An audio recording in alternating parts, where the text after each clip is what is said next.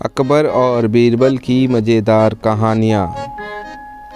एक बार की बात है, एक बार अकबर और बीरबल बगीचे में बैठे थे।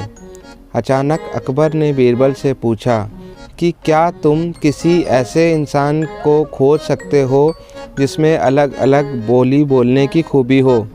बीरबल ने कहा, क्यों नहीं, मैं एक आदमी जानता हूँ जो तोते की बोली बोलता है, शेर की बोली बोलता है और गधे की बोली भी बोलता है। अकबर इस बात को सुनकर हैरत में पड़ गए। उन्होंने बीरबल को कहा कि अगले दिन उस आदमी को पेश किया जाए। बीरबल उस आदमी को अगले दिन सुबह दरबार में ले गए और उसे एक छोटी बोतल शराब पिला दी। अब हल्के नशे की हालत में शराबी अकबर बादशाह के आगे खड़ा था।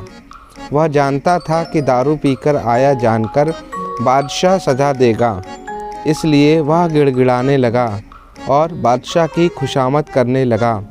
तब बीरबल बोले कि हुजूर, ये जो सज़ा के डर से बोल रहा है वह तोते की भाषा है। उसके बाद बीरबल ने वहीं उस आदमी को एक और शराब की बोतल पिला दी। अब वह आदमी पूरी तरह नशे में था। वह अकबर बादशाह के सामने सीना तानकर खड़ा हो गया। उसने कहा कि आप नगर के बादशाह हैं तो क्या हुआ, मैं भी अपने घर का बादशाह हूँ। मैं यहाँ किसी से नहीं डरता हूँ। बीरबल बोले कि हुजूर, अब शराब के नशे में निडर होकर यह जो बोल रहा है यह शेर की भाषा है। अब फिर से बीरबल ने उस आदमी का मुंह पकड़कर एक और बोतल उसके गले से उतार दी। इस बार वह आदमी लड़खड़ाते गिरते पड़ते हुए ज़मीन पर लेट गया और हाथ पांव हवा में भांजते हुए मुंह से उलूल जुलूल आवाज़ें निकालने लगा। अब बीरबल बोले कि हुजूर, अब यह जो बोल रहा है वह गधे की भाषा है।